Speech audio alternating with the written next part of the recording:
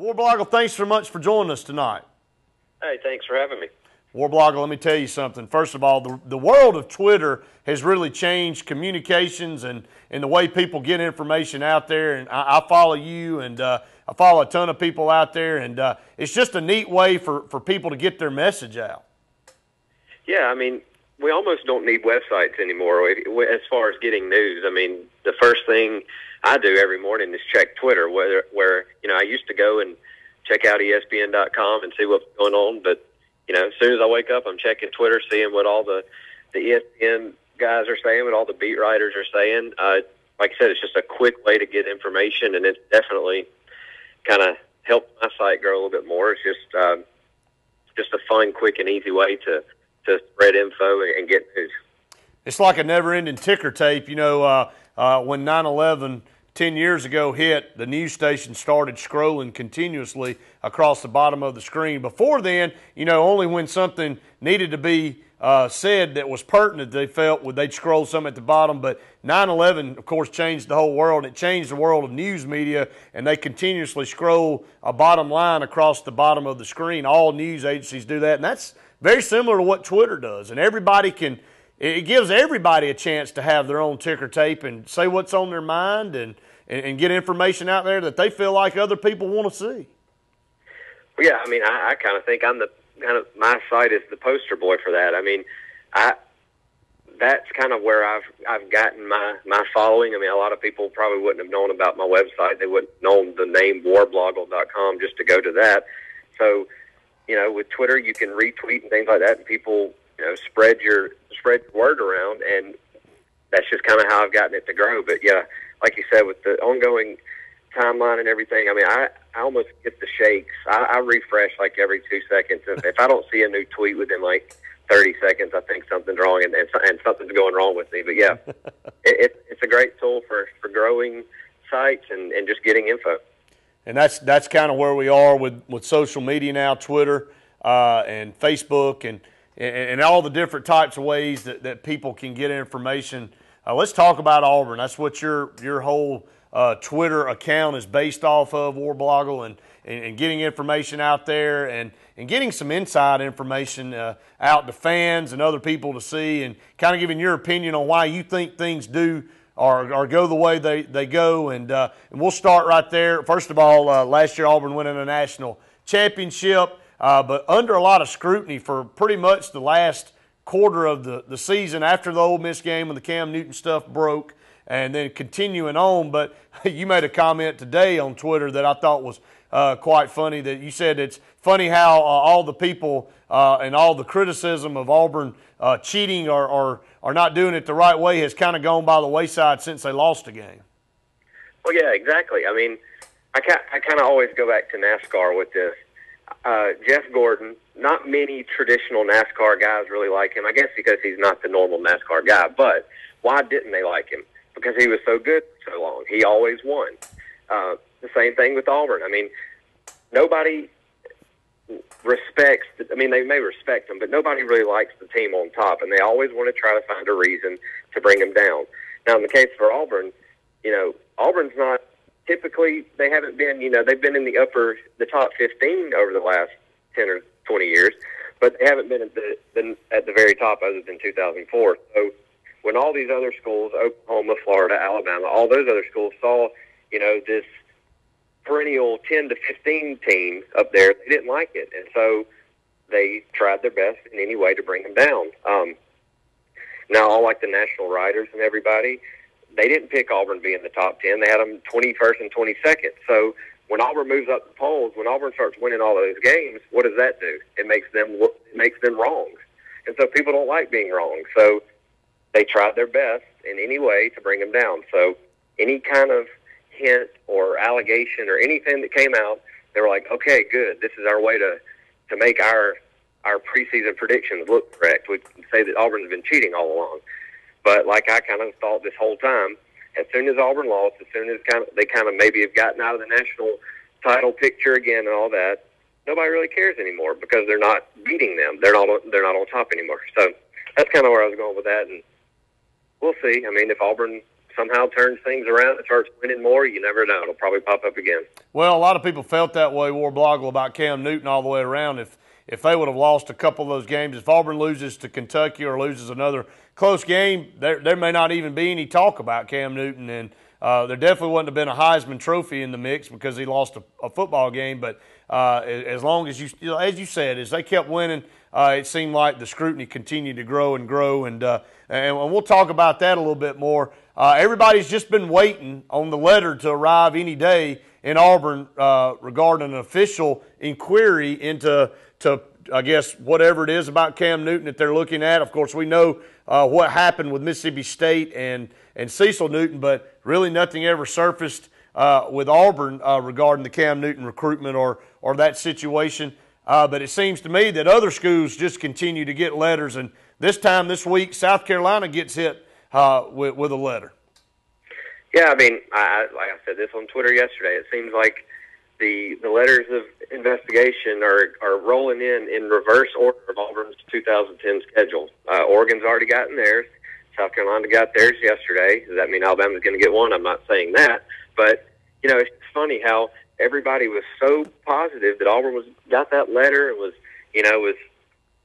for sure the season was going down the drain, that everybody else just started getting these letters. Everybody else has happened to be actually cheating and had actual allegations and actual facts proving that they were cheating.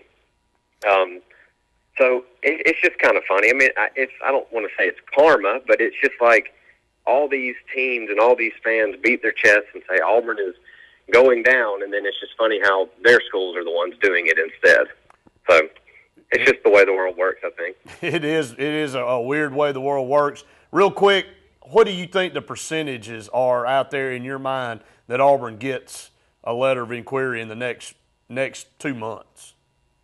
2 months, I would say 0. I mean, this if anything happens, it would be a Reggie Bush type thing, I think. I mean, it would just be kind of way down the line, out of left field.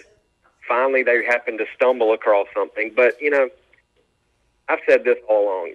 Gene Chizik and Jay Jacobs are either the two most clueless people in the world or the biggest liars in the world, or they're actually telling the truth. They did nothing wrong. So, I trust. I mean, I'm an Auburn fan, so I'm going to trust the coach.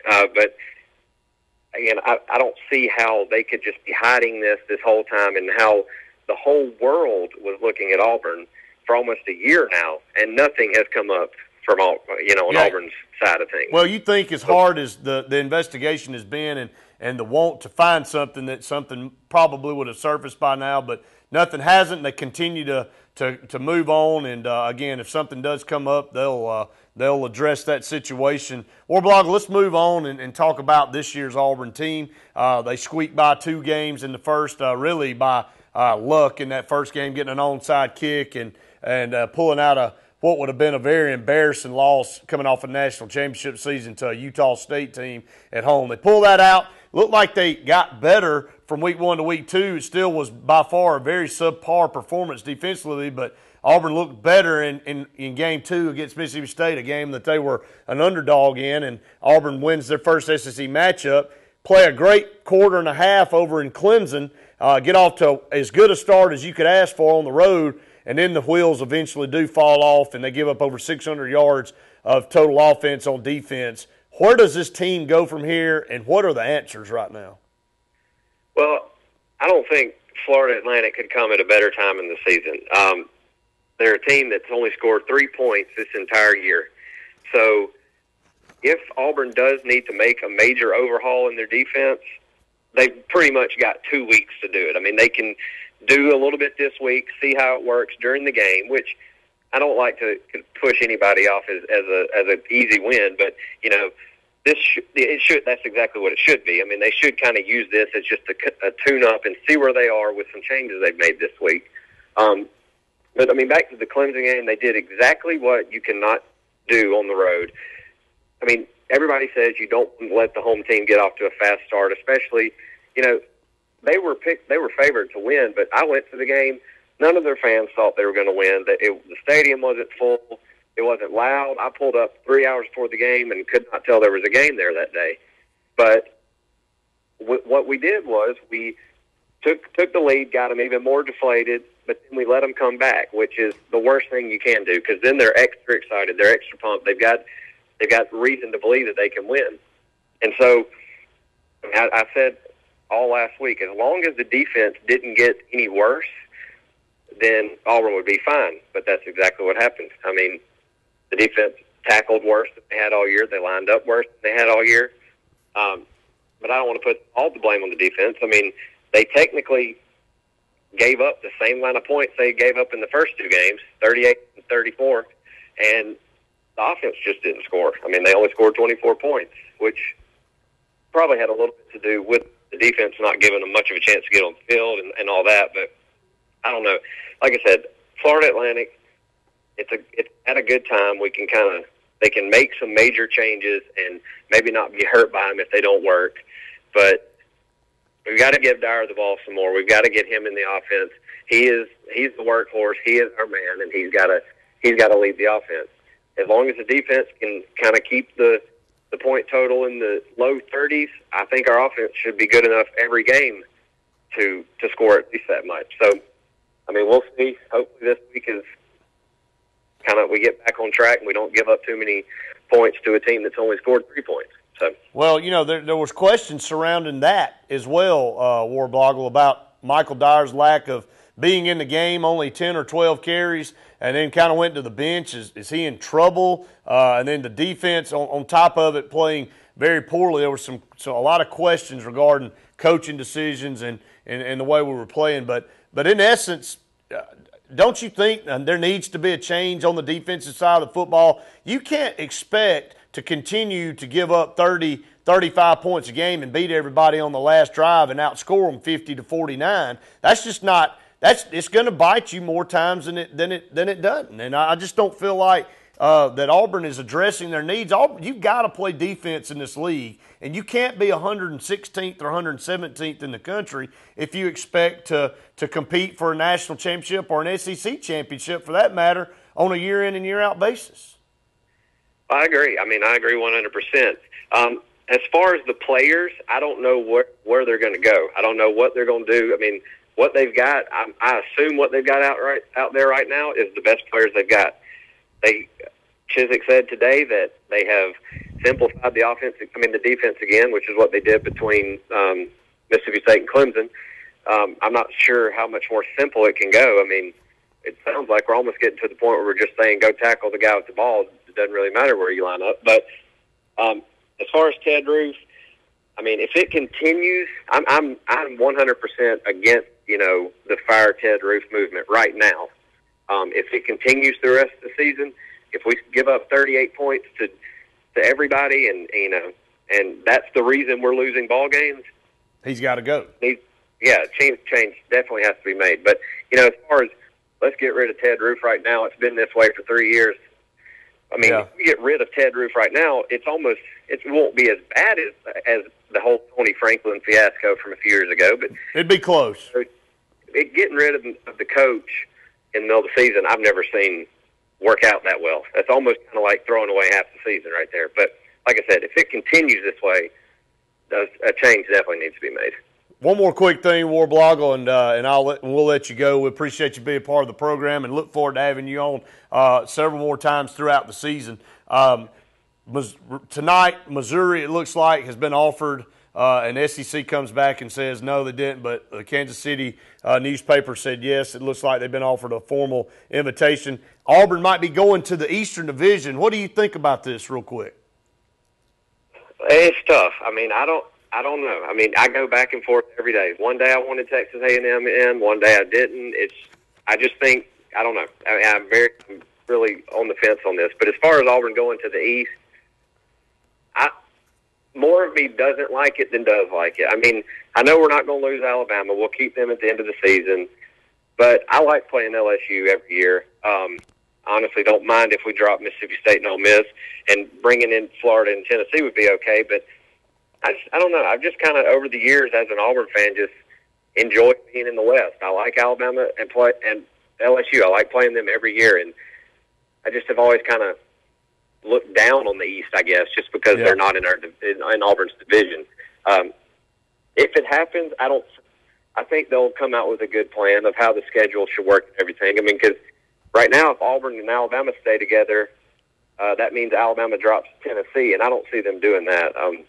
Well, and it also cheapens the Iron Bowl because obviously if Auburn wins the East and Alabama wins the West, they'll play twice. And I mean, to me, I don't think that does any good at all. It does that. I don't think that's a positive at all. So I don't know. I ultimately don't think Auburn moves to the East. I really think there's too many conflicts to try to figure out. But Warblogle, it's been great having you on tonight. Again, everybody can follow you at Warblogle on Twitter. You got 11,546 followers at this moment, so a lot of people out there watching and seeing what you're going to put out next. Well, yeah, I appreciate you having me on. Warblogle.com is the website. Just if you're on Twitter, give me a follow. And, again, I appreciate y'all having me. We appreciate it, too, and look forward to having you back on very soon, okay? All right, thank you. Thanks so much.